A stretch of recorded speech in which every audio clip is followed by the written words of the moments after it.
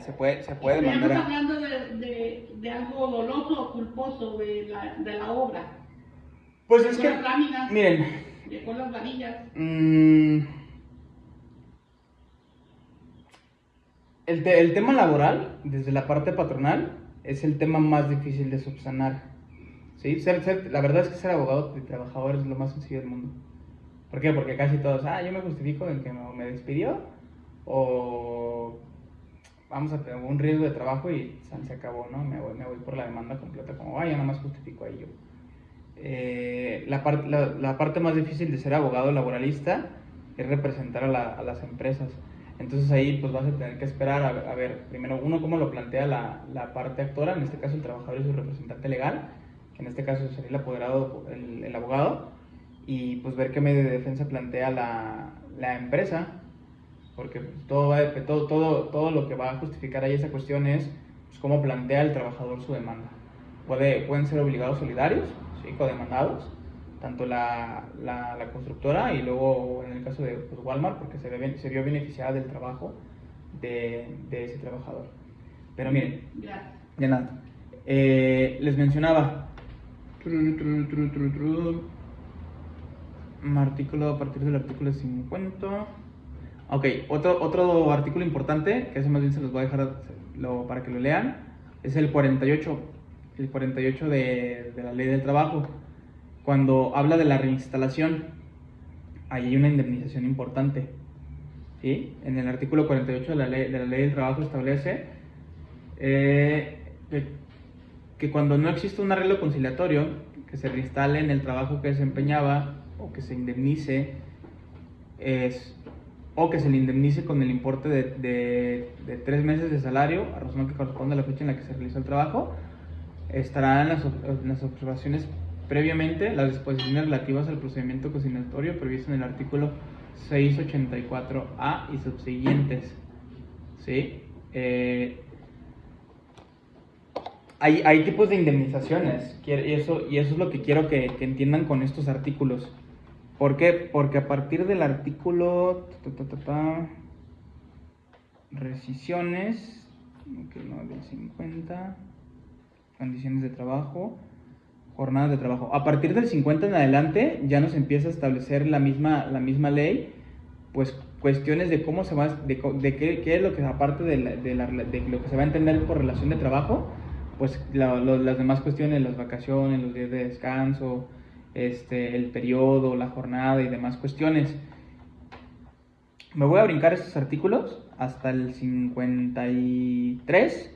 ¿Por qué? Porque ya ahí nos vamos a meter a materia de esto, de lo que va a ser la jornada y demás cuestiones, o de cosas así como que son relevantes pero que casi nadie le presta atención. ¿Por qué? Porque miren, hablando del 53, las terminaciones de las relaciones de trabajo nos establecen lo siguiente. ¿Cuáles son las causales de la terminación de trabajo? Pues bueno, el mutuo consentimiento de las partes. Vamos a suponer que de buena fe el trabajador y el patrón quieran rescindirla. Sí, sí se puede, totalmente. La muerte del trabajador, la terminación de la obra o el vencimiento de término o la inversión capital, acuerdo al 36, 37, 38, la incapacidad física o mental o inhabilitación manifiesta del trabajador o los casos a los que se refiere al 434. No me acuerdo, vemos qué es. Pero aquí también se va a dar por terminada la relación de trabajo. Y ojo, si en algún momento ustedes como abogados se encuentran frente a este supuesto, pero principalmente al tema, al de la fracción segunda y al de la fracción cuarta, hay que ver qué pasó ahí, ¿eh? O sea, a la muerte del trabajador, obviamente si fue una muerte externa por enfermedad y la madre, pues bueno, ya no le prestamos atención. Pero si el trabajador se muere mientras está trabajando, aguas, ¿eh? Habría que estar a observancia de esa situación y más que nada porque pues sí existe el riesgo totalmente para el patrón de tener que pagar indemnizaciones por causa de muerte del trabajador. Y la indemnización aquí, a pesar de que esto no viene más adelante, viene creo que en el 502 o en el 501 de la Ley Federal del Trabajo, son indemnizaciones caras. Si el trabajador se muere en el trabajo o haciendo alguna actividad de trabajo por riesgo, lo que sea, y yo no justifico bien porque también mucha gente piensa, pues ya se murió y ya pues ahí quedó. No, espérame. Yo como beneficiario, vamos a pensar que yo soy familiar de ese trabajador, yo puedo demandar la indemnización por la muerte del trabajador, y es una indemnización de 5,000 días de salario mínimo. O sea, es como 1,300,000 pesos lo que puedes demandar si el trabajador se muere en la empresa, y más si no tenía IMSS, ninguna de esas cuestiones, aguas, sí te puede ir feo con esas cuestiones, aparte de las cuestiones penales, porque esto nada más es el tema laboral, pero también te puedes incurrir en cuestiones penales dependiendo qué es lo que haya pasado. Y las incapacidades físicas, o sí, pues, físicas o mentales, pero principalmente físicas, que son las que más se dan. También la ley contempla el tema de cómo se van a hacer los pagos cuando pasen estas cuestiones. Un riesgo de trabajo, y ya sea que el trabajador pierda un dedo, así sea un solo dedo, está evaluado. Y hay una cantidad monetaria en la que se va a pagar. Y esa, pues, ¿quién la va a pagar? Pues el patrón. Entonces, por cierto, yo ya no pregunté, pero si tuvieron la oportunidad de la tarea que les comenté, si vieron cómo se compone la Ley Federal del Trabajo, pues, sobre todo las capitulaciones. Bueno, los que están en presencial no les cuestionaré tanto, pero los que están en virtual sí tuvieron la oportunidad de ver esa cuestión. Ahí si alguien tuvo la oportunidad y me los puede anotar ahí en los comentarios, se los agradecería mucho para que también los demás veamos cómo se compone o cómo se divide las capitulaciones de la Ley Federal del Trabajo. ¿Por qué? Porque procesalmente es importante conocer cómo se compone nuestra ley. En su momento, en la clase anterior, yo lo mencionaba de la siguiente forma. La Ley Federal del Trabajo se va, o sea, no sé si se recuerdan en la universidad, los que están estudiando, yo creo que ya lo han de haber comentado, o los que ya concluyeron, ya son abogados, también en su momento lo han de haber visto. Ahí.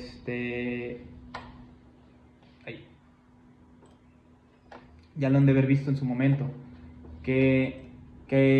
cómo se componía la Constitución, y la Constitución se dividía en dos partes, ¿se acuerdan? Sí. La parte de los derechos humanos, que es del artículo 1 al 30, 29, la parte dogmática y la parte orgánica, y la demás, pues, que habla de la composición del Estado, ¿sí? Pues la ley también la ley, a pesar de que no textualmente lo diga así, pero es importante que la conozcan. ¿Por qué? Para cuando se enfrente a algún supuesto que tengan que consultarlo, pues lo sepan consultar de manera pronta, rápida, ¿sí? Para que sea lo más efectivo. Principalmente por eso establecí la cuestión de esa actividad. Ahora, condiciones de trabajo. Del artículo 56 al 57 de la Ley del Trabajo, pues habla de las condiciones de trabajo. Igual, las condiciones de trabajo, pues habla de principios de igualdad, o sea, que sea la igualdad entre hombres y mujeres, que sea proporcional, o sea, deberán ser proporcionales en la importancia de los servicios, e igualdad para los trabajadores, pues habla de que casi se establezcan un salario similar, o sea, que no haya una cuestión de discriminación aquí también este artículo nos puede servir cuando exista, por ejemplo, para un mismo trabajo, para contrataciones de hombres y mujeres, pues que exista una condición discriminatoria donde yo diga, pues es que por ser mujer te voy a pagar menos, o por ser hombre te voy a pagar menos, pero espérame, hacemos el mismo puesto y tenemos las mismas condiciones de trabajo, no me importa, pues te voy a pagar menos. Entonces, para que ustedes también estén en observancia de estos artículos, ¿sí? Porque aquí nos establece, dice, sin importancia de los servicios iguales para los trabajadores iguales, sin que puedan establecerse diferencias y o exclusiones por motivo de origen étnico, nacional, sexo, género, edad, discapacidad, condiciones sociales, condiciones de salud, religión, opiniones, preferencias sexuales, embarazo, responsabilidades familiares, estado civil, salvo las medidas que expresen la ley consignada. Ok. Hablar de, aquí dice, los trabajadores en el 56 bis, labores conexas o complementarias a su labor, por lo cual podrán recibir compensaciones salariales. Aquí no habla de extras, pero si el trabajador hace alguna cuestión y se le va a pagar, pues también se debe contemplar esa cuestión conexa, ¿no? Conexas o complementarias. Que estas casi no se ven, son raritas. Ahorita les voy a explicar por qué. Bien, me voy a pasar al 58, que es la jornada de trabajo. En estos artículos, desde el 58 hasta el 68, en resumidas cuentas se los pongo así, para irnos rápido. Existen 3 tipos de jornadas en la ley, ¿sí? Y en estos artículos del 58 en adelante hasta el 68 nos va a explicar cuáles son los tipos de jornada. Tal cual, el artículo nos menciona, las jornadas de trabajo es el tiempo que dura el trabajador o que está a disposición del patrón para prestar su servicio. ¿Sí? El trabajador y el patrón podrán fijar la duración de la jornada de trabajo sin que pueda exceder los máximos legales. ¿Cuáles son los máximos legales? Pues las 48 horas por semana que establece la ley. Y los trabajadores y el patrón podrán repartir las horas de trabajo a fin de que permita a los primeros el reposo del sábado en la tarde o cualquier modalidad equivalente. ¿Sí? El artículo 60 ya nos establece cuáles son los tipos de jornada. Existen 3 tipos de jornada: la diurna, la nocturna y la mixta. Y el mismo artículo 60 nos dice cuáles son o cuáles se establecen. ¿Sí? Dice tal cual: entiéndase, y aquí sí les pido que hagan sus respectivas anotaciones en sus cuadernos. Entiéndase que la jornada diurna es la comprendida de las 6 a las 20 horas. En otras palabras, desde las 6 de la mañana hasta las 8 de la noche. Mientras el trabajador se encuentre en ese inter de ese horario, se va a entender por jornada diurna. ¿Sí? Y es donde la realidad, la gran mayoría de trabajadores se encuentra, en el tipo de jornada diurna. Está la jornada nocturna, y la jornada nocturna, aquí lo dice la ley, dice, se comprende de las 20 a las 6 horas. ¿Qué quiere decir? Pues desde las 8 de la noche hasta las 6 de la mañana. Y está el último tipo de jornada, que es la mixta, y es la que va a comprender los periodos de tiempo entre las anteriores jornadas. ¿Sí? O sea, ¿qué quiere decir? Que se va a ver entre medio de estas dos. Dice, periodos de trabajo de las jornadas entre la diurna y nocturna, siempre que el periodo nocturno sea menor de 3 horas y media, pues si comprende 3 horas y media o más, se reputará jornada nocturna. Sí se entiende bien el tema de las jornadas. No sé si en lo virtual se entiende bien el tema de cómo se componen las jornadas, los 3 tipos de jornada. Digo, es muy claro, pero quiero saber si hay dudas respecto a esto.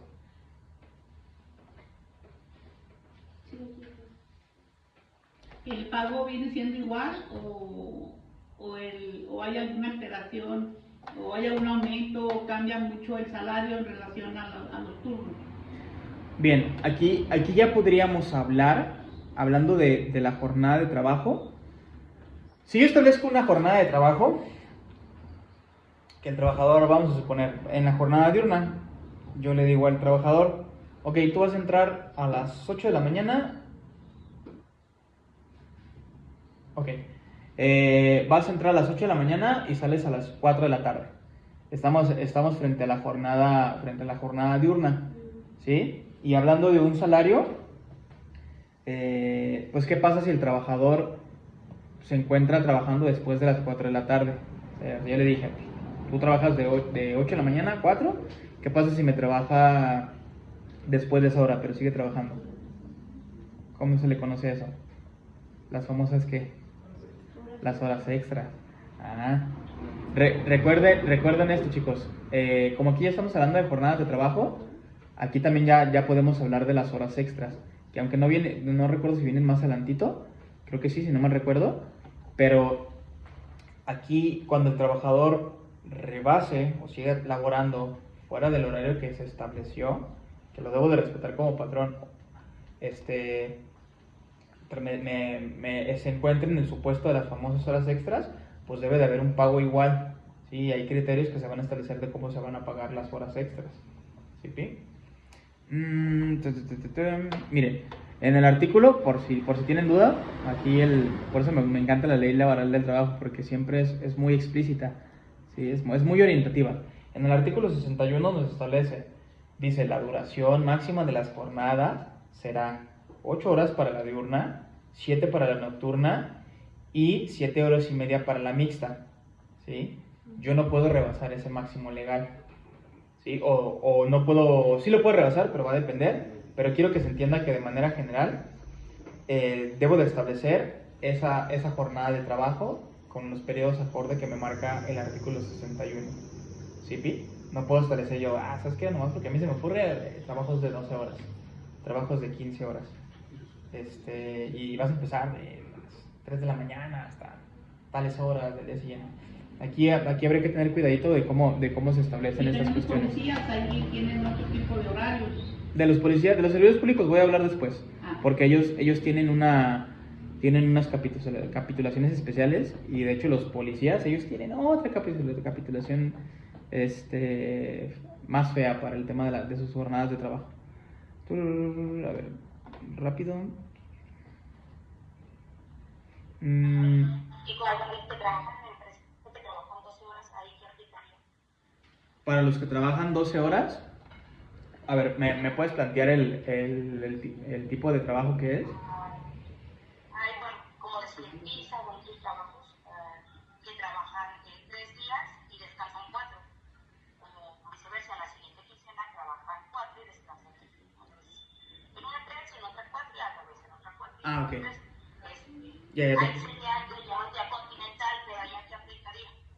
Pues ahí habría que, mira, por ejemplo, la ley nos establece las jornadas de trabajo, pero también nos establece hablando de capitulaciones, no capitulaciones especiales, pero también nos establece que, como lo decía en el mismo artículo, lo vimos ahorita, dice, el trabajador y el patrón fijarán la duración de la jornada de trabajo, sin que excedan, el artículo 59 nos remite a eso, sin que excedan los máximos legales.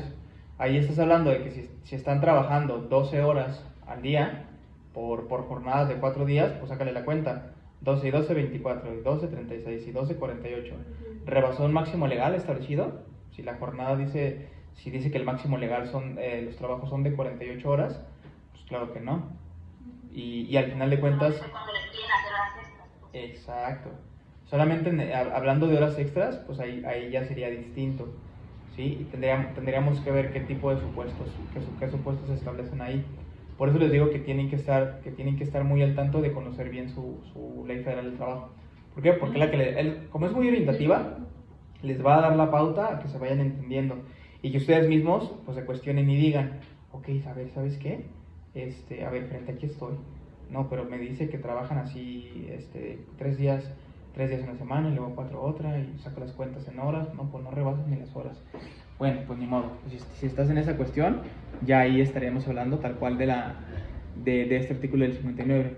¿Sí? Mientras no rebase el máximo legal permitido, está bien. No, de nada.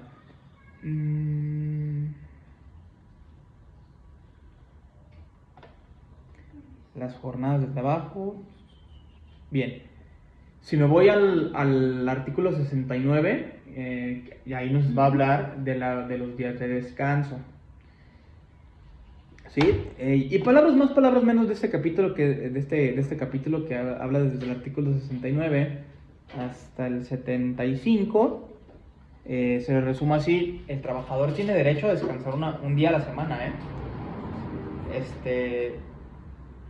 La ley lo establece así, y lo dice desde el primer artículo, desde el 69. Dice, por cada 6 días de trabajo, disfrutará el trabajador de un día de descanso, por lo menos, con goce de salario íntegro. ¿Sí, Pi?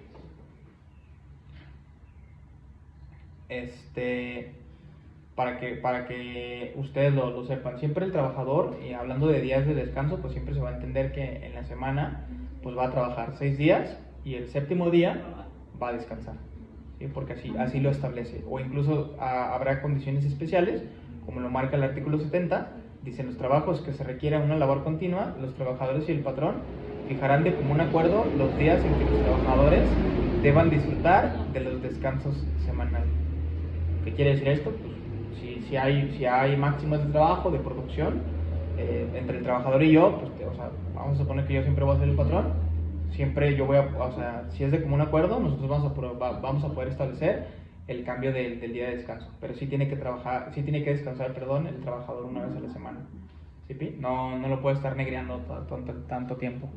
O no le puedo decir, sí, aviéntate la jornada sin descanso. No se puede. Me puedo meter en problemas yo como patrón.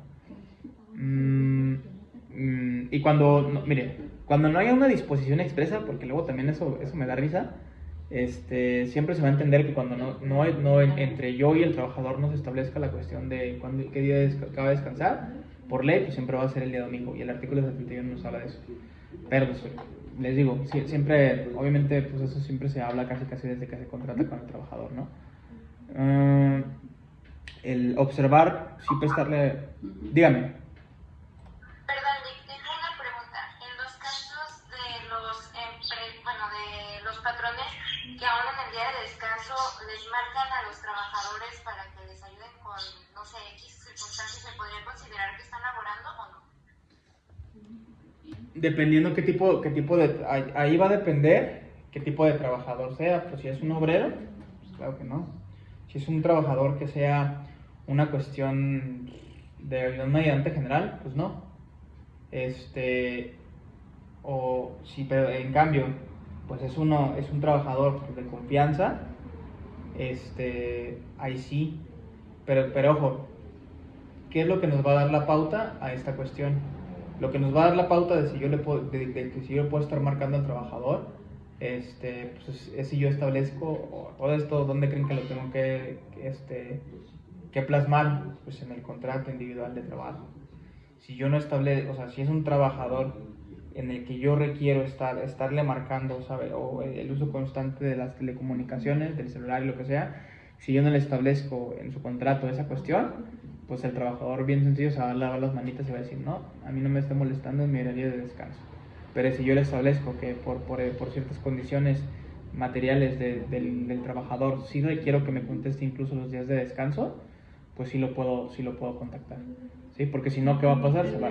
Se va a entender por acoso. ¿Y tendría que proporcionarle el equipo también? No. ¿El patrón?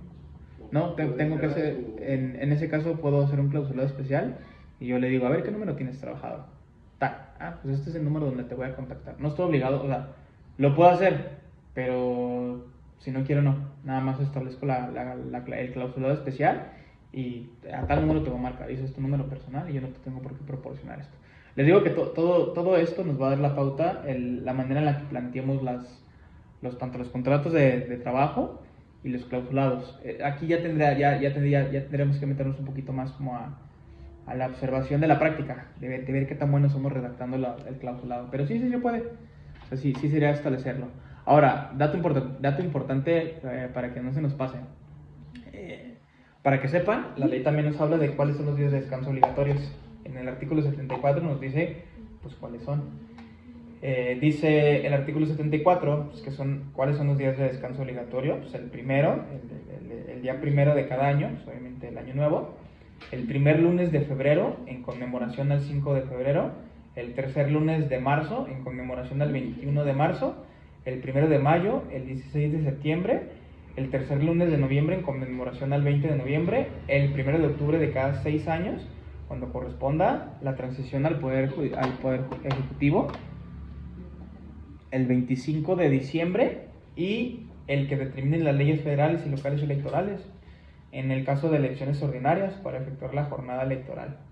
Ese último pues lo pudieran haber ese último fracción, si yo lo pude haber aplicado de declarar la jornada, yo lo pude haber declarado como patrón día de descanso obligatorio si yo hubiera querido las elecciones judiciales. ¿Sí? Eso es para que lo sepan. Si lo puedo elegir, puedo marcarlo como día obligatorio, o sea, día de descanso obligatorio. O los trabajadores lo pudieron haber tomado como día de descanso obligatorio. El tema de las elecciones. ¿Sí? A ver, vámonos a lo que me interesa. Las vacaciones. Aquí ya vamos a hablar de, más adelantito viene vacaciones, viene salario y salario mínimo. Que Perdón, una duda. Dígame. Antes de pasar, respecto de esto de los días de descanso obligatorio, si el patrón requiere de personal para laborar por la naturaleza del trabajo de la empresa, pero ninguno quiere asistir de los trabajadores en día de descanso obligatorio, pues es que la ley es clara. No lo puede. Pues mira, no puedo obligarlos a que vayan a trabajar, pero si por ejemplo, tengo que hacer avisos, obviamente, de que ese día se va a trabajar, ¿verdad? No nada más de buenas a primeras, yo el día de ayer les voy a decir, cabrón, vamos a trabajar el día de mañana. O si les tengo que avisar con tiempo. Y si les voy a hacer trabajar en día de descanso obligatorio, pues ¿qué crees que va a pasar? Pues tengo que hacer el pago como corresponde al salario. ¿Qué? ¿Y qué dice la ley? Pues la ley dice que tengo que hacer el pago al triple del salario que perciba el trabajador, el salario diario. Y así lo marca la ley, ¿eh? No es de que yo quiera. Hay una jurisprudencia que habla de la cuestión de cómo se va a pagar el tema del salario si yo necesito que un trabajador vaya el día de descanso obligatorio. Se tiene que pagar el triple, pero generalmente nadie lo hace, que todo el mundo paga el doble. Y la Sí, porque es jornada pagar el día más el doble, ¿no? más el doble, que son tres salarios mínimos. Sí, es lo que yo lo tengo que pagar así. Nayib, ¿me revisó? Por favor. Miren, referente al tema, al artículo 76, que habla de las vacaciones.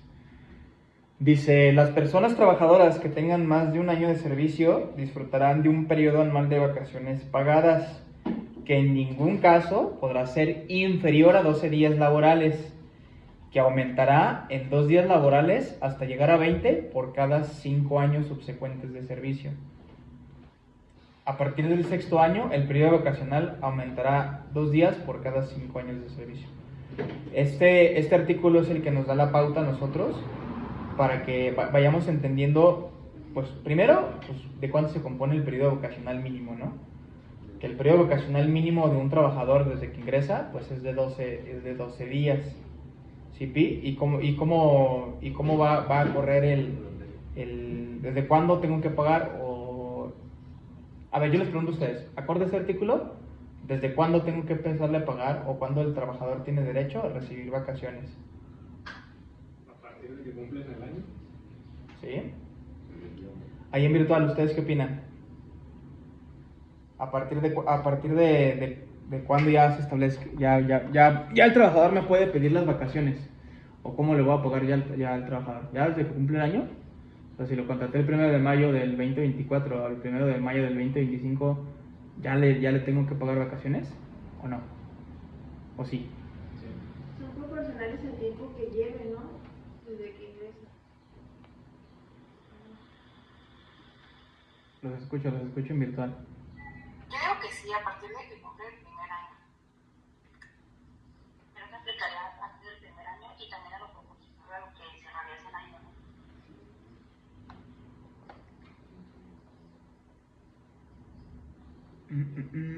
Aquí, a ver.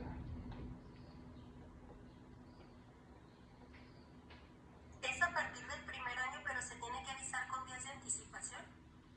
¿Puedo participar? Uh-huh. El artículo 76 habla en relación al año de servicio, ¿no?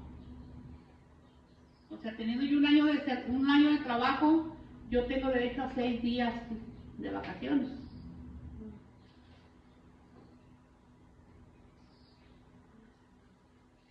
Miren, yo les hago esta pregunta porque por eso me encanta la ley, porque de repente o puede ser muy orientativa, la mayor parte del tiempo es muy orientativa, pero de repente puede ser confusa. Mira, vámonos al artículo 81. ¿Qué nos dice el artículo 81 de la Ley Federal del Trabajo? Las vacaciones deberán concederse a los trabajadores dentro de los 6 meses siguientes al cumplimiento del año de servicios, ¿eh? Los patrones entregarán anualmente a sus trabajadores una constancia que contenga su antigüedad o de acuerdo con ella en el periodo de vacaciones que les corresponda y la fecha en la que deberán disfrutarlo. ¿A qué me refiero con esto? Pues obviamente, bueno, para aclarar la primera pregunta, ¿desde cuándo le tengo que pagar al trabajador las vacaciones? Ok, si el trabajador ya cumplió un año, pues obviamente ya le tengo que pagar las vacaciones.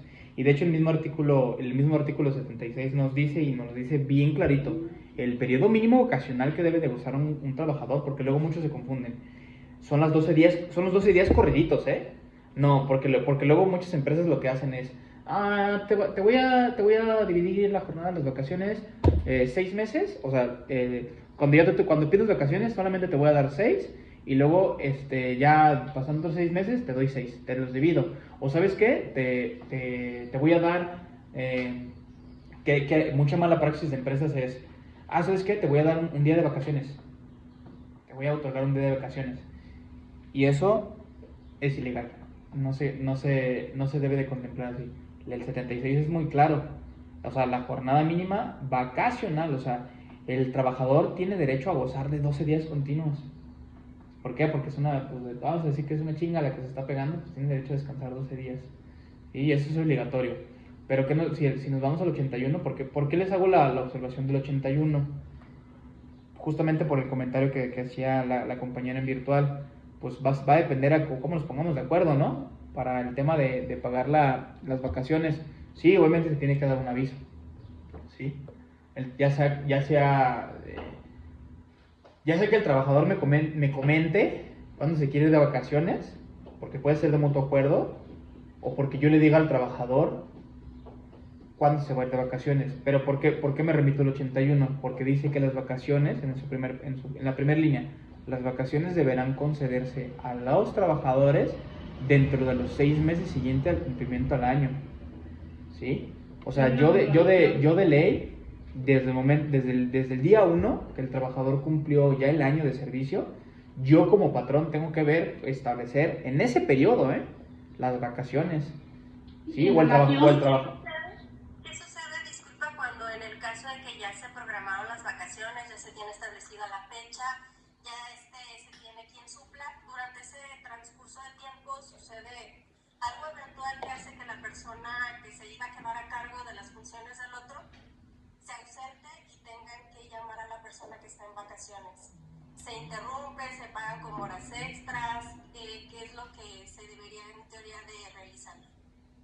Pues hablando de ese supuesto así, digo, nunca he escuchado algo así que sucede en la práctica. No lo dudo que pase. Pero si anda en Europa, que te lo traen de Europa. Pero sí, pues imagínate, como dice el compañero, pues ya el trabajador pues, ganaba bien y se fue a Europa de vacaciones, ni modo que lo haga, que se devuelva, ¿no? No puedo obligar al trabajador a que se regrese a laborar, perdón. Nada más, no recuerdo con quién lo platicaba, yo creo que me lo voy a llevar de tarea para mí. Sí había un supuesto así que ya me habían planteado y había un pago, ahí es medio especial. Creo que hablábamos de la interrupción, se interrumpe las vacaciones y luego el trabajador puede volver a solicitarlas. Sí, pero me lo voy a llevar de tarea porque sí, no recuerdo cómo lo habíamos planteado esa vez. Y según yo es en ese supuesto donde yo tenga que hacer que el trabajador regrese conmigo a laborar, o sea, ahora sí que de carácter urgente. Creo que si no me recuerdo era ahí le pauso las vacaciones y después el trabajador tiene derecho a pedírmelas, pero obviamente tiene que haber una remuneración económica acorde. ¿Sí, Pi? ¿Por qué? Porque si no estaríamos infringiendo lo que dice el artículo 79. Las vacaciones no podrán compensarse con una remuneración. Yo no te puedo interrumpir las vacaciones y decir, te lo compenso con feria. O sea, es un derecho que tiene el trabajador de descansar. Sí, y la ley es muy clara, tiene que gozar de ese periodo vacacional. Ahora, me voy a remitir otra vez al Entonces yo voy nada más en el artículo 76, ajá, es uno de los grandes beneficios que hizo la ley actual en relación al 76. Uh-huh. Cómo se van aumentando los días conforme a los años en que están laborando. Justamente a eso me iba a responder ahí. Ponnos el ejemplo, por ejemplo, de una persona que tiene 20 años laborando, con 8 horas de jornada laboral diaria, es la que tiene derecho en 20 años de trabajo. A ver, chicos, eso es lo interesante de... Dígame. Si no me quieren dar las vacaciones o me quieren dar menos días de vacaciones, ¿qué se debe hacer? Pues puedes rescindir la relación de trabajo sin responsabilidad para ti. Y ahí tendrías que solicitar la famosa indemnización 90-30-12. 90-30-12. Ahorita, luego me voy a extender esa indemnización, porque también es importante que ustedes sepan después cómo pueden plantear ustedes sus demandas, acorde a cada supuesto. Está fabuloso, Eso está fabuloso, pero miren, si en dado caso, respondiendo a tu pregunta, si no te quieren otorgar el periodo vacacional mínimo, que son los 12 días que debes de disfrutar, porque ojo, conforme va aumentando las vacaciones, vamos a suponer, tú estás hablando de 12 días, pero vamos a suponer como me lo planteaba la licenciada, que el trabajador ya tenga 20 años, pues el trabajador tiene que, o sea, la ley es clara, si el trabajador tiene derecho a 20 días de vacaciones, por los 20 días se va corrido. ¿Sí me explico? Y si te van a hacer esa cochinada de, te la voy a dividir, que no sé qué, esto y aquello. ¿Por qué? Porque si hay empresas que se manejan así, te quiero dividir la cuestión del trabajo por la cuestión de que no tengo cómo contratar a otra persona, no sé qué, pues ahora sí que, pues con todo el respeto, es responsabilidad, ahora sí que es bronca del patrón, ¿sí? Quien debe de ver qué hace o cómo se rompe la cabeza con eso, pues es el patrón. Pero ¿por qué me remito? Y voy a contestar lo que me preguntaba la licenciada. ¿Cómo se debe de cuantificar las vacaciones? Igual, si le prestamos atención al artículo 76, habla que las vacaciones mínimas por año son 12, ¿Simón? Entonces, y que tienen su derecho a aumento. ¿Y qué dice el mismo artículo? Dice que el trabajador va a tener el goce de aumentar dos días por año laborado hasta llegar a 20, ¿sí? Por cada año subsecuente hasta antes de llegar a 20. ¿Qué quiere decir esto? En el primer año, el trabajador tiene derecho a 12 días. El segundo año tiene derecho a 14. El tercer año tiene derecho a 16. El siguiente año tiene derecho a 18. Y el quinto año tiene derecho a 20. ¿Sí? Porque así dice, hasta llegar a 20. Y eso es los primeros 5 años. Después de eso, y el párrafo siguiente del 76 dice: a partir del sexto año, el periodo de vacaciones aumentará 2 días por cada 5 de servicio. ¿Sí? Y lo máximo que vas a ver de vacaciones en un trabajador van a ser 28 días. Que ya te estoy hablando que el trabajador ya tiene 28, casi 30 años de servicio. ¿Sí? Eso es para que ustedes lo vayan observando. Pero no hay un límite. Pues sí, o sea... Digo, si sigue trabajando después de 30 años, puede seguir. Sí, pues no, puede seguir generando, pero pues ¿qué hacen todos? Pues ya cumplí 30 años y ya me voy. ¿Sí? Es muy raro, nunca me ha tocado. Nunca he escuchado así a alguien que haya como... Y luego menos porque esta reforma acaba de entrar, ¿sí? La implementación de los 12 días. Falta que los primeros lleguen hasta esa... Ajá, falta, o sea, te estaríamos hablando que yo para eso, yo creo que ya tendría como 65 años, como para ver si nos toca eso de que algún trabajador llegue a gozar más de 28 días de vacaciones. Pues es que el tope se va a quedar en 30. Y yo, pues oye, qué chido, ¿no? Qué padre así que, ya me voy de vacaciones un mes completo, pagado por la empresa. Qué padre, ¿no? Pero el tribunal es diferente. Ellos cada año tienen 30 días. Cada año tienen 30 días, pero los servidores públicos ahí va a depender, ¿eh? Va a depender sus cosas, es otro show. Que luego vemos eso. Ahora, el salario. Pues tal cual, mira, me gusta el 82 porque es muy simple. Pues, ¿qué es el salario? Pues el salario es una retribución que debe de pagar el patrón al trabajador por su trabajo. Pues es un salario. Sí, creo que eso no es muy difícil de entender. ¿Sí? Pero aquí hay unas divisiones que están interesantes aquí acorde pues con este mismo capítulo del salario. En el 83 dice: el salario puede fijarse por unidad de tiempo, por unidad de obra, por comisión, a precio alzado o de cualquier otra manera. Caray, entonces ya no estamos hablando... Pues sí estamos hablando de dinero, ¿no? Pero estamos hablando de cómo se va a cuantificar ese dinero. Este artículo 83 nos habla de cómo se va a cuantificar el dinero, pero al final de cuentas, o sea, la valorización del salario, pero al final de cuentas estamos hablando de dinero, ¿sí? Para que no se vaya a confundir, no vaya a pensar como que, no... O sea, que no sea por especie. Ajá, que no sea por especie, o sea, al final tiene que ser dinero. Y todo aquello que no sea dinero es un integral del salario. Pues, vales de despensa, gasolina y demás cuestiones, es salario, pero no se paga en especie. No llego yo como patrón y te regalo un litro de gasolina. No, ¿eh? O aquí tengo tu despensa. Pues no. O sea, para eso están los vales, para eso están todo lo demás, porque al final se mide en dinero, ¿sí? Y ese vale representa dinero. Entonces, a ver, déjenme, me acuerdo. Abundando un poquito más en el 76, licenciado Moy, para que quede claro para los compañeros, la prima vacacional, que estamos hablando de un 25% sobre lo que equivale al salario mínimo. ¿Esa prima vacacional es anual o se le da junto con sus vacaciones? Ay, sí es cierto, se me olvidó mencionar la prima vacacional, que ahí viene en ahí viene en el artículo 80, sí, discúlpeme, se me pasó porque eso también es importante. ¿Saben? A ver, porque luego de repente no nos cuestionamos las cosas. ¿Saben qué es una prima vacacional? En virtual se los pregunto. ¿Los que están en virtual? Es el pago que se le da al trabajador básicamente por las vacaciones, que es normalmente lo mínimo el 25% del salario de 12 días, ¿no?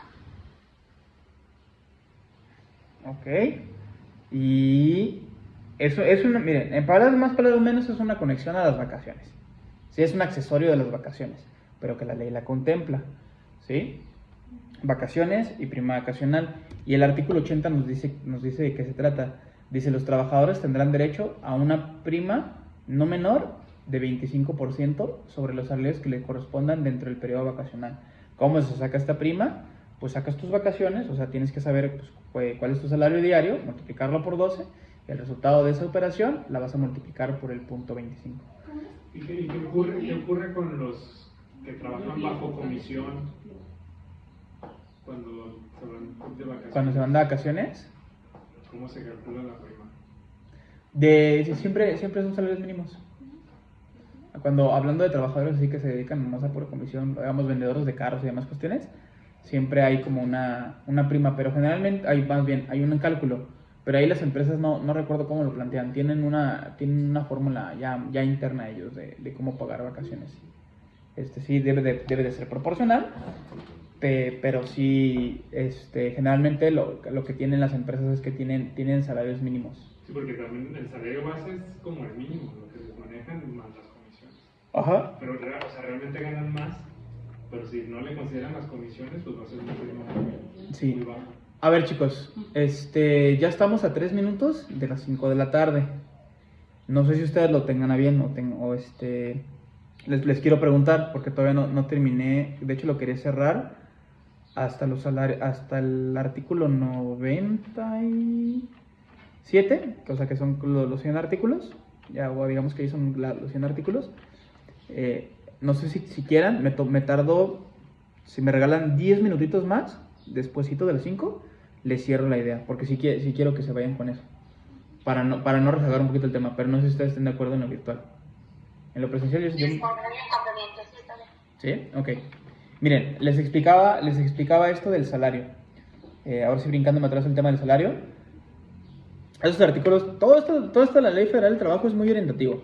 ¿Por qué? Porque aquí lo dice, miren, en el 84 dice, el salario se integra con los pagos hechos en efectivo por cuota diaria, gratificaciones, percepciones, habitación, primas, comisiones, prestaciones en especie o cualquier otra. Pero fíjate de lo que nos está hablando, el salario se integra. Presten atención a esa oración. El salario se integra, El salario se integra por gratificaciones, percepcionnes, comisiones, prestaciones en especie o cualquier otra cantidad o prestación que se entrega al trabajador. ¿Por qué les hago hincapié en ese artículo? Porque no me acuerdo si aquí venía, no sé si por ahí fui omiso en comentarlo o no. Salario mínimo. El salario, lo resumo así, para quienes no sepan, hay dos maneras de percibir el salario, o más bien, hay dos conceptos distintos de salario, perdón, eso es lo adecuado. Hay dos conceptos distintos de salario, y esto quiero que lo entiendan. Hay un salario neto y hay un salario íntegro, ¿sí? Son distintos. ¿Sí, Pi? ¿Cuál es cuál? Bueno, pues fácil. El salario neto es, si yo te digo, tú ganas el salario mínimo, 8,300 pesos, y ya. Es un salario neto, ¿sí? No hay algo más que haga que tu salario tenga que integrarse. ¿Sí? Como, vamos a poner, se los pongo en ejemplos simples. No hay bonos de puntualidad, no hay bonos de productividad, no hay vales de despensa, no hay vales de gasolina. ¿Por qué? Porque si yo me voy a eso, el artículo 86 el 84 ya me establece que el salario se integra, ¿Qué quiere decir esto? Que en su momento, si yo doy ese tipo de gratificaciones, si yo doy ese tipo de prestaciones en especie, vale de despensa, vale de gasolina o demás, o incluso seguros de vida, seguros de responsabilidad médica o prestaciones superiores a las de ley, se va a integrar, se va a contemplar como parte del salario. Y eso es bien importante, porque por eso les digo que hay dos conceptos del salario, el neto y el integral. ¿Sí, Pi? Y uno pues, va a depender de esto, de lo que perciba el trabajador. Si gana el mínimo y no tiene esos accesorios, pues es neto. ¿Sí? Y ya se va. Nos vamos a basar en esa cuestión más adelante para hacer indemnizaciones. Y si tiene esas prestaciones, pues se van a integrar. ¿Sí, Pi? Y ya después les voy a decir cómo se pagan y cómo se deben de cobrar. Dice, el 85 pues ya habla del salario mínimo. El salario debe ser remunerador y nunca menor al fijado como mínimo de acuerdo a las disposiciones de esta ley. Alguien que me diga, a ver si sabe cuál es el salario. En los presenciales no, porque eso ya lo saben. Pero en lo virtual, ¿cuál es el salario mínimo vigente? ¿Alguien sabe cuál es el salario mínimo diario? 278 al día. ¿278 qué? Diarios. Pero falta 278.80. Ese es el salario mínimo. No, es que, pues ni modo que así va a sonar a hormiga, ¿verdad? Pues contémplale los 80 centavos. No, y les digo por qué, porque a veces, aunque no lo parezca, los centavitos hacen la diferencia, ¿eh? O hasta los pesitos hacen la diferencia. Y más cuando hablamos de integrarles al salario. Sí hacen modificaciones y pues hace que se eleven en su momento las indemnizaciones. Luego les voy a explicar por qué. Bueno, esto es lo que quiero que se entienda como salario. De hecho, inclusive aquí en la misma disposición de esto, del 80... ok. En el 87, en este mismo apartado de salarios, habla del aguinaldo. Fíjense el artículo 87. Los trabajadores tendrán derecho a un aguinaldo anual que deberá de pagarse antes del día 20 de diciembre, equivalente a 15 días de salario por lo menos. ¿Sí? Ese articulito, el 87, nos habla de cómo se compone el aguinaldo. Pues, ¿cómo se compone el aguinaldo? Pues el trabajador tiene derecho a 15 días. Esto es su salario y eso es su aguinaldo. Y de acuerdo a la ley, pues, se debe pagar antes de esa fecha estipulada, antes del 20 de diciembre. ¿Sí, Pi? Ahora, salario mínimo. Pues miren, aquí, de hecho creo que lo agoté en menos tiempo. No, voy a hacer, no, ya me acordé. Ese de salario mínimo, pues ya establecimos, ya creo que me adelanté, pero de todas maneras sí quiero hacer mención de unos artículos ahí que vienen mencionados. Pues el salario mínimo vigente son 278.80. ¿Sí? Nadie va a ganar menos que eso. O al menos nadie debería ganar menos que eso. ¿Qué va a pasar? Que si a ver, yo les planteo, a ver si ustedes tienen una idea. ¿Qué pasa si yo le pago a un trabajador menos de un salario mínimo? ¿Qué puede llegar a pasar? ¿Qué se imaginan que pudiera llegar a pasar si yo tengo a alguien trabajando con el mínimo? O sea, menos del mínimo, perdón. ¿Qué se imaginan que puede llegar a pasar en ese contexto?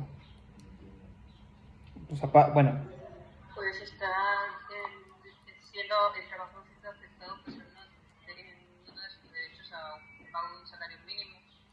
Así sea un centavo, o sea, pues estás afectando esos derechos que él trabajó. Ok. Bien, miren. ¿Qué va a pasar? Y esto lo menciono porque sí pasa, aunque parezca que queda claro y bien establecido la cuestión de los salarios mínimos. Hay gente que ni siquiera eso paga 6,000 pesos mensuales, paga 4,500 pesos mensuales. Por jornadas completas, ni siquiera son medios tiempos. Entonces, ¿qué va a pasar? Que el día de mañana, si el trabajador decide, pues obviamente el trabajador, si tiene el conocimiento, pues empezar de entrada nunca va a trabajar bajo esas condiciones, ¿sí? Pero ¿qué puede llegar a pasar? Porque si hay gente que sí trabaja bajo esas condiciones, pues que en algún momento en la indemnización se regularice el salario. Le van a regularizar el salario. Hablando de conciliaciones, si se detecta de que pues, el trabajador percibe menos del salario mínimo, la indemnización que se vaya a pagar o las partes proporcionales que se vayan a pagar se van a regularizar a salarios mínimos. ¿Sí? Pero eso es nada más ahí. Ya si nos vamos a juicio y establecemos esa cuestión, puedo cobrar todo lo que no percibió el trabajador en ese tiempo, al menos en el periodo de un año. ¿Sí? Se va a regularizar el salario del último año. Y le puedo cobrar esos salarios. ¿Sí? O sea, bueno, la diferencia. El artículo 99 dice que el derecho a percibir el salario mínimo es irrenunciable. O sea que no puedes ganar menos del mínimo. Exacto. Y físicamente y prácticamente hay muchísima gente que hay una violación tremenda a sus derechos. Exacto. Y miren, les explico algo. Porque luego también aquí viene. Voy a mencionar dos que se me hacen a mi consideración bien importante. Porque se van a establecer las cuestiones pues más comunes, ¿no? Bueno, no más comunes, sino que uno se me hace muy especial y otro pues, es importante porque quiero que lo entiendan. En el 95, y este casi nadie lo conoce, nadie nunca le presta atención a este tipo de detallitos, pero ese si le prestan atención, no sé si ustedes sabían, pero existe, como lo dice el artículo 95, una Comisión Nacional de Salarios Mínimos. Y las comisiones consultivas se integrarán en forma tripartita, pero me interesa que entiendan lo de la Comisión Nacional de Salarios Mínimos. ¿Por qué? Porque sí sabían que hay trabajadores que tienen derecho a percibir un poquito más del salario mínimo, acorde a su actividad. ¿Y a qué me refiero? ¿A qué me refiero y quiénes son ellos?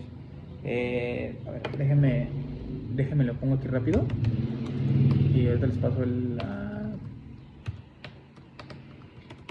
salarios mínimos. Se paga por los riesgos y esa parte, ¿no?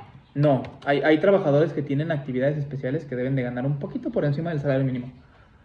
Ok. Ahorita les explico quiénes son.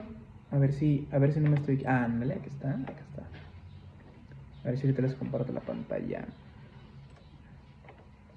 Pues hay muchos abogados que trabajan en despachos y no les pagan ni el mínimo. A ver, duda existencial. ¿Sí pueden, están viendo la tabla? ¿Pueden ver la tabla en virtual? Sí. Ok. Ahí les va, déjense los comparto. A ver si los arreglo.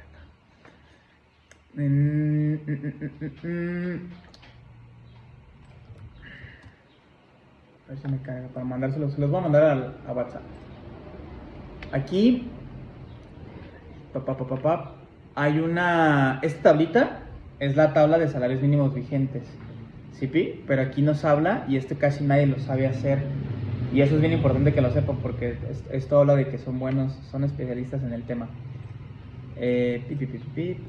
Un segundo para compartirles en el grupo.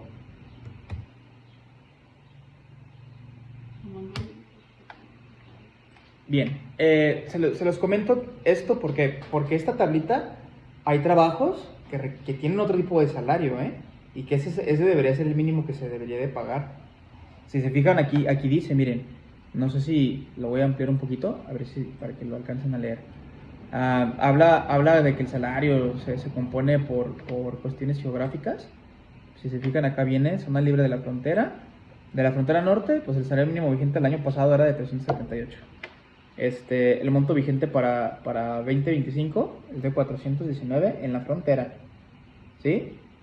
Y eso casi nadie lo sabe.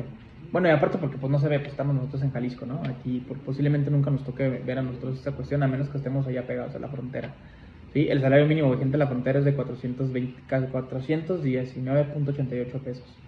Y luego está el salario mínimo vigente, pues el de este año, el 278.80. Pero ¿por qué les quería mostrar esta tabla? Porque fíjense lo que dice, O sea, aquí inclusive, no sé si alcancen a ver mi mouse, pero aquí espero se alcance a resaltar. Acá del lado derecho del documento, vienen los salarios. Y si se fijan, viene zona libre de la frontera norte, obviamente viene abreviado, y la zona del salario mínimo general, pues en toda la zona, ¿no? En todo el país.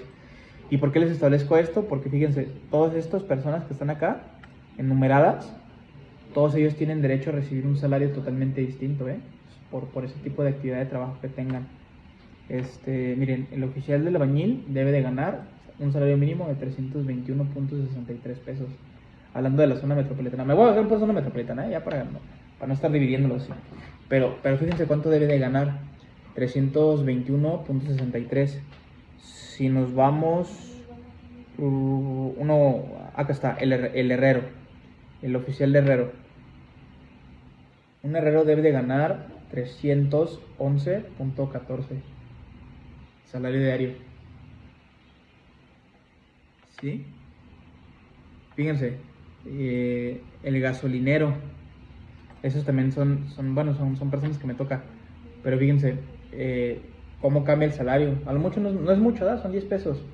Miren, si se fijan en el número 28, habla del gasolinero, del oficial, y él debe de ganar 288.83, o sea, 10 pesitos más. Y este tipo de detalles cuentan, ¿eh? Como el reportero, 47 y 38, se le va mucho y ganan lo mismo en ambas zonas. Miren, por ejemplo, dice el compañero, los que les corresponde al 47 y al 48, los reporteros, en prensa diaria impresa y en prensa...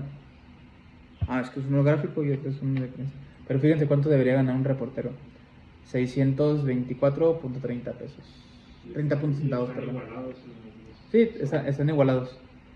Pero porque eso es superior. De hecho, rebasa el doble del salario mínimo. Entonces, si se dan cuenta cómo si ustedes no prestan atención se les puede pasar esto. Porque esto es importante. Esto ustedes no lo van a poder reclamar en una conciliación. Luego les voy a explicar por qué. Pero si ustedes se van a juicio, pues obviamente pues es dinero. Y aumenta más la cuestión del salario. ¿Sí? Y si yo lo solicito y lo menciono, por ley me lo tienen que regularizar. Pero si no lo menciono, se va, porque la autoridad tampoco está... Si yo no lo pido, no está obligada a regularizarme. No está obligada a regularizarme estos salarios. ¿No hay suplencia? No, para estos no. Si yo no establezco, si yo no le digo a la autoridad, oiga, ¿sabe qué? Él tenía una actividad que se contempla distinta a los salarios mínimos que debería de ganar, debería ser acorde a esto. Si yo no lo pido, no me lo va a contemplar la ley. La ley lo único en donde me va a hacer supletorio el salario, o donde me lo va a regularizar de manera obligatoria, con independencia de si lo pido o no, es cuando el trabajador gane menos del salario mínimo. ¿Sí, Pi? Y bien, con esto chicos, con esta tablita, con esto cierro la clase del día de hoy. ¿Sí, Pi? ¿Qué pasa acá? Con esto yo cierro la clase del día de hoy, y esos fueron los primeros 100 artículos. Si se fijan, de hecho, nos chutamos los 100 artículos en la misma sesión. Entonces, estos artículos pues son los importantes. ¿Por qué? Porque ya te habla de cómo se compone, pues cuáles son las leyes supletorias a la Ley Federal del Trabajo. Ya lo mencioné, la Constitución, los tratados internacionales, los principios generales del derecho y la costumbre. Mira, la costumbre es una manera muy interesante de cómo aplicar el derecho en la Ley Federal del Trabajo. Pero principalmente, pues, ¿qué se va a entender por relación de trabajo? ¿Cómo se pueden rescindir las relaciones de trabajo? ¿Qué es lo que le va a dar pausa a la relación de trabajo? Y principalmente, y más importante, las vacaciones, el aguinaldo, la prima vacacional y los salarios mínimos. ¿Sí, Pi? ¿Y por qué es importante? Pues, principalmente porque quería que aprendieran bien el tema de vacaciones, aguinaldo y prima vacacional, porque eso es lo que vamos a ver más adelante. Sí, eso es la base pues, del taller prácticamente, o más bien de las clases, que ustedes puedan comprender el tema de la composición de estas partes y entiendan, pues cuando mínimo, pues qué es lo mínimo que le corresponde al trabajador y cómo se va a calcular. ¿Por qué? Porque todos estos cálculos o todas estas cuestiones de vacaciones, aguinaldo y prima vacacional, se va a pagar acorde al salario, Entonces, para que sepan. Entonces, chicos, a ver, ya por último, dudas, preguntas, aclaraciones, reclamaciones, reclamen, es el momento. No se crean, no me reclamen, pero sí, dudas, pero sí dudas. A ver, ya no me he fijado en el chat si había duditas. Horas extras, las vacaciones varían si soy burócrata. hablando de personal de distinto como el 123 apartado B, puede variar. Sí puede variar. A ustedes, hablando de servidores públicos, les aplica distinto. Ya mencionaba la licenciada el ejemplo de los trabajadores del Poder Judicial, que ellos gozan casi de 2 meses de vacaciones, los del juzgado aquí en la Ciudad Judicial. Pero a ver, dudas, preguntas, ¿alguien? ¿O todo quedó muy claro? Para mí todo está claro. Muy claro, Lee. Bien. Entonces todas las demás actividades que están fuera de esa tabla se considera el salario mínimo general. Sí. Me pregunta acá el licenciado, me dice que si todas las actividades que están fuera de ese cuadro, pues se debe de entender con los salarios. O sea, si se debe de entender con los salarios mínimos, no necesariamente. El salario mínimo, pues su nombre lo dice, es lo mínimo que debe de ganar alguien, pero pues obviamente ya lo que se establezca de salario, pues ya nada más es entender que van a haber distintos salarios. Y cuando me refiero a distintos salarios, me refiero a que el trabajador puede ganar de ese que es el mínimo hacia arriba, ¿sí? Y se va a comprender su salario. ¿Sale, vale? Entonces, chicos, si ya no hay dudas, no hay preguntas, pues nada, me despido. Esto fue todo la clase del día de hoy. Espero que pues, haya sido muy, muy ilustrativo para ustedes y pues sobre todo que puedan ir discerniendo poco a poquito estas cuestiones. Ya esta era para mi gusto era como lo más tedioso. Era algo que sí es importante, pues que se los tenía que plantear, pero de aquí en más ya me voy a ir totalmente a aspectos muy prácticos. Sí, quería establecer esta cuestión técnica porque nos va a servir para las demás clases en lo sucesivo, pero pues nada, entonces nos estamos viendo la próxima semana, muchachos. Muchas gracias. Muchas gracias, Lee. Nos vemos. No trabajes también. Que tengan bonito día. Muchas gracias, Lee. Hasta luego. Y me quedé con una duda, antes de que se me olvide. Cuando se pone el contrato... You used to call me on my cell phone. Y el trabajador considera que no va a dar el ancho para el trabajo, ¿con cuánto tiempo tiene que avisarle antes de que termine el periodo de prueba para...? No me acuerdes, mi amor, no me acuerdes, espérame. ¿Con cuánto tiempo le tengo que dar el periodo de...? No, ¿cuánto? O sea, ya son 3 meses, lo pones los 3 meses a prueba y ya van 2 meses y medio y ves que realmente no tiene la calificación para el... Pues en el momento que yo estoy viendo, no me tengo que esperar a que se vaya a concluir el contrato. Lo puedo rescindir cuando yo considere, siempre y cuando lo establezca así. Si yo establezco, es eso. Si no, a lo que me voy a obligar es a tener que justificar y hacer como una evaluación, o sea, como un informe justificado de decirle yo al trabajador y entregarle su aviso de rescisión. Que en realidad sí debería ser así, ¿eh? Sí debo de entregarle el aviso de rescisión al trabajador. Cuando le van ya presentó su aviso de rescisión en el juzgado, ¿el trabajador sigue trabajando hasta que lo notifican del juzgado o desde antes de que le dijo el patrón? Hablando de los paraprocesales, pues es que si lo tienes, yo diría que lo ideal sí sería que te esperes a que lo notifiques. Hasta que esté notificado ya. Hasta que esté notificado del aviso de rescisión por medio del paraprocesal, sí. Sí, porque si no, pues se te va a intentar adelantar y pues va a presentar su cuestión de que fue despido injustificado. Sí. Si quieres te platico eso, permíteme. Bueno. ¿Qué onda? No, de hecho justamente ahorita que me marcaste iba terminando la clase.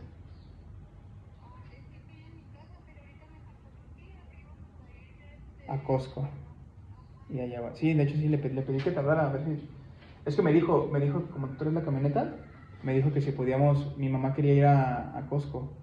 Entonces me dijo que si podíamos pasar por ella y de ahí irnos a Costco, pero al Costco de acá de Tlajomulco, en López Mateos, y de ahí para poder, yo sigo grabando, que es